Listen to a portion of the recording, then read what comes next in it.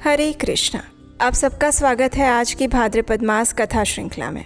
इस समय हम पद्म पुराण से सुंदर पौराणिक कथाओं का श्रवण कर रहे हैं और उसमें भी पुष्कर क्षेत्र के महात्म्य का रसास्वादन कर रहे हैं। लेकिन क्या आप जानते हैं तीर्थ में जाने का और स्नान करने का फल वास्तव में किसे प्राप्त होता है?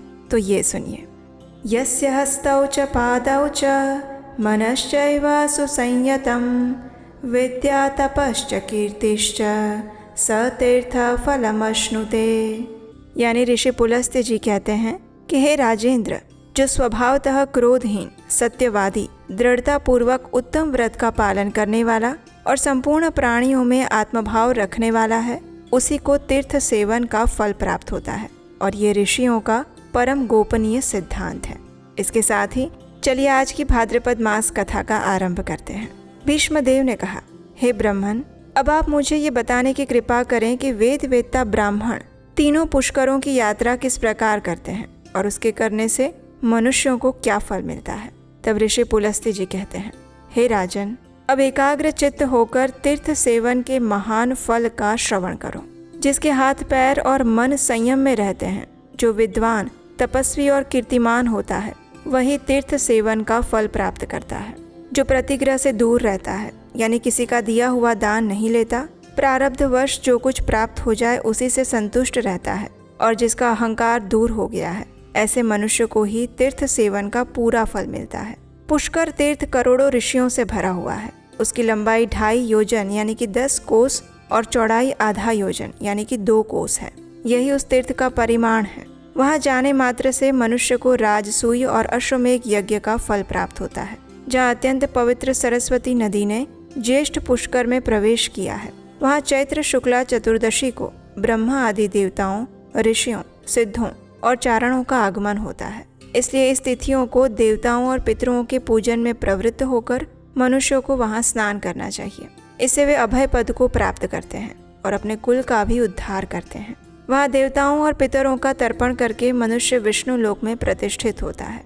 ज्येष्ठ पुष्कर में स्नान करने से उसका स्वरूप चंद्रमा के समान निर्मल हो जाता है और वो ब्रह्मलोक एवं उत्तम गति को प्राप्त करता है। पुष्कर तीर्थ बड़े बड़े पातकों का नाश करने वाला है।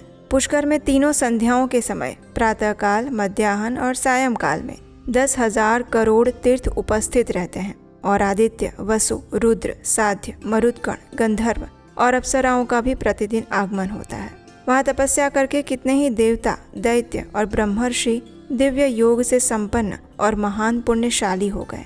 जो मन से भी पुष्कर तीर्थ के सेवन की इच्छा करता है, उस मनस्वी के सारे पाप नष्ट हो जाते हैं। हे महाराज, उस तीर्थ में देवता और दानवों के द्वारा सम्मानित ब्रह्मा जी सदैव प्रसन्नता पूर्वक निवास करते हैं। वहाँ देवताओं और ऋषियों ने महान पुण्यों से युक्त होकर इच्छा अनुसार अनेक सिद्धियां प्राप्त की है। जो मनुष्य देवताओं और पितरों के पूजन में तत्पर होकर वहाँ स्नान करता है, उसके पुण्य को मनुष्य पुरुष अश्वमेघ यज्ञ की अपेक्षा 10 गुना अधिक बताते हैं। पुष्कर क्षेत्र में जाकर जो एक ब्राह्मण को भोजन कराता है, उसके उस अन्न से 1 करोड़ ब्राह्मणों को पूर्ण तृप्ति पूर्वक भोजन कराने का फल मिलता है। वहाँ किए गए दान से मनुष्य अश्वमेघ यज्ञ का फल प्राप्त करता है। ब्राह्मण, क्षत्रिय, वैश्य अथवा शूद्र सभी इस तीर्थ में स्नान, दान आदि पुण्य के अधिकारी हैं। ब्रह्मा जी का पुष्कर नामक सरोवर परम पवित्र तीर्थ है। वो वानप्रस्थियों, सिद्धों और मुनियों को भी पुण्य प्रदान करने वाला है। परम पावन सरस्वती नदी पुष्कर से ही महासागर की ओर गई है। वहाँ महायोगी आदिदेव मधुसूदन सदैव निवास करते हैं। वे आदिवराह के नाम से प्रसिद्ध हैं और संपूर्ण देवता उनकी पूजा करते हैं। विशेषतः कार्तिक की पूर्णिमा को जो पुष्कर तीर्थ की यात्रा करते हैं, वो अक्षय फल का भागी होता है। जो सायंकाल और प्रातःकाल में हाथ जोड़कर तीनों पुष्करों का स्मरण करता है, उसे समस्त तीर्थों में आचमन करने का फल प्राप्त होता है, स्त्री हो या पुरुष। पुष्कर में स्नान करने मात्र से उसके जन्म भर का सारा पाप नष्ट हो जाता है। जैसे संपूर्ण देवताओं में ब्रह्मा जी श्रेष्ठ हैं, उसी प्रकार सभी तीर्थों में पुष्कर ही आदि तीर्थ बताया गया है। जो पुष्कर में संयम और पवित्रता के साथ 10 वर्षों तक निवास करता हुआ ब्रह्मा जी का दर्शन करता है, वो संपूर्ण यज्ञों का फल प्राप्त कर लेता है और अंत में ब्रह्मलोक को प्राप्त करता है। जो पूरे 100 वर्षों तक अग्निहोत्र करता है और कार्तिक की एक ही पूर्णिमा के दिन पुष्कर में निवास करता है, उन दोनों का फल एक जैसा मिलता है।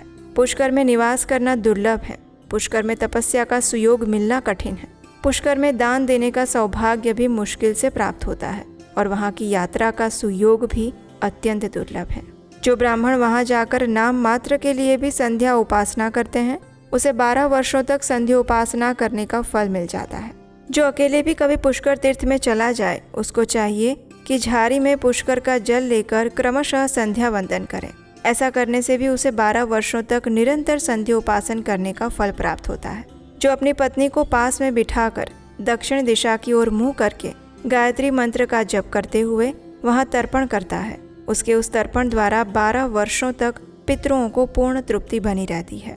फिर पिंडदान पूर्वक श्राद्ध करने से अक्षय फल की प्राप्ति होती है। इसलिए विद्वान पुरुष ये सोचकर स्त्री के साथ विवाह करते हैं कि हम तीर्थ में जाकर श्रद्धा पूर्वक पिंडदान करेंगे। जो ऐसा करते हैं उनके पुत्र, धन, धान्य और संतान का कभी उच्छेद नहीं होता। हे राजन, अब मैं आपसे इस तीर्थ के आश्रमों का वर्णन करता हूँ। एकाग्रचित्त होकर सुनिएगा।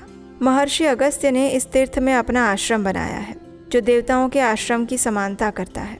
पूर्व काल में यहाँ सप्तर्षियों का भी आश्रम था। ब्रह्मर्षियों और मनुओं ने भी यहाँ आश्रम बनाया था। यज्ञ पर्वत के किनारे यहाँ नागों की रमणीय पुरी भी है।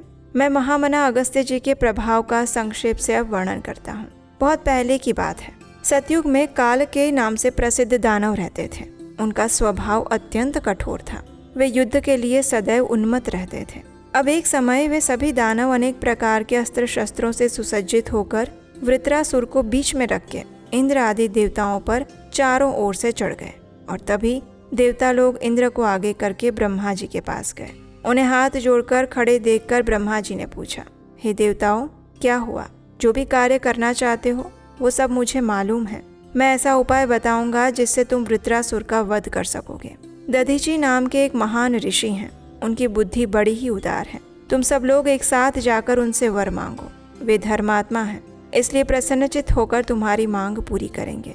तुम उनसे यही कहना कि आप त्रिभुवन का हित करने के लिए अपनी हड्डियां हमें प्रदान करें। निश्चय ही वे अपना शरीर त्याग कर तुम्हें हड्डियां अर्पण कर देंगे। उनकी हड्डियों से तुम लोग अत्यंत भयंकर और सुदृढ़ वज्र तैयार करो, जो दिव्य शक्ति से संपन्न उत्तम अस्त्र होगा। उससे बिजली के समान गड़गड़ाहट पैदा होगी और वो महान से महान शत्रु का विनाश करने वाला होगा। और उसी वज्र से इंद्र वृत्रासुर का वध करेंगे। ब्रह्मा जी के ऐसा कहने पर सभी देवता उनकी आज्ञा लेकर इंद्र को आगे रखकर दधीची ऋषि के आश्रम पर गए। वो आश्रम सरस्वती नदी के उस पार बना हुआ था। अनेक प्रकार के वृक्ष और लताएं उसे घेरे हुए थी। वहां पहुंचकर देवताओं ने सूर्य के समान तेजस्वी महर्षि दधीची का दर्शन किया और उनके चरणों में प्रणाम करके ब्रह्मा जी के कथन अनुसार वरदान मांगा। तब दधीची ने अत्यंत प्रसन्न होकर देवताओं को प्रणाम करके यह कार्य साधक वचन कहा।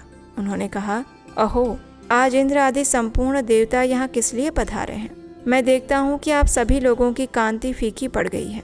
आप पीड़ित जान पड़ रहे हैं। जिस कारण से आपके हृदय को कष्ट पहुँच रहा है उसे शांतिपूर्वक बताइए। और तब देवताओं ने कहा, हे महर्षि, यदि आपकी हड्डियों का शस्त्र बनाया जाए तो उसे देवताओं का दुख दूर हो सकता है। तब दधीची ऋषि ने कहा, हे देवताओं, जिससे आप लोगों का हित होगा वो कार्य मैं अवश्य करूँगा। आज आप लोगों के लिए मैं अपने इस शरीर का भी त्याग करता हूँ। ऐसा कहकर मनुष्यों में श्रेष्ठ महर्षि दधीची ने अचानक से अपने प्राणों का परित्याग कर दिया। और तब संपूर्ण देवताओं ने आवश्यकता के अनुसार उनके शरीर से हड्डियां निकाल ली और इससे उन्हें बड़ी प्रसन्नता हुई। और वे विजय पाने के लिए विश्वकर्मा के पास जाकर कहने लगे, हे विश्वकर्मा देव, आप इन हड्डियों से वज्र का निर्माण कीजिए। देवताओं के वचन सुनकर विश्वकर्मा ने बड़े हर्ष के साथ प्रयत्न पूर्वक उग्र शक्ति संपन्न वज्र अस्त्र का निर्माण किया और इंद्र से कहा, हे देवेश्वर, ये वज्र सभी अस्त्र शस्त्रों में श्रेष्ठ हैं। आप इसके द्वारा देवताओं के भयंकर शत्रु वृत्रासुर को भस्म कर दीजिए। उनकी ऐसी बात सुनकर इंद्रदेव को प्रसन्नता हुई और उन्होंने शुद्ध तथा विनीत भाव से उस वज्र को ग्रहण किया। उसके बाद इंद्र देवताओं से सुरक्षित होकर वज्र हाथ में लिए वृत्रासुर का सामना करने के लिए गए। और उसके बाद क्या हुआ, ये कथा हम सुनेंगे हमारी इसी भाद्रपद मास कथा श्रृंखला की अगली कड़ी में, कल प्रातःकाल आपके अपने चैनल उपदेशाष्टकम पर। हरे कृष्ण।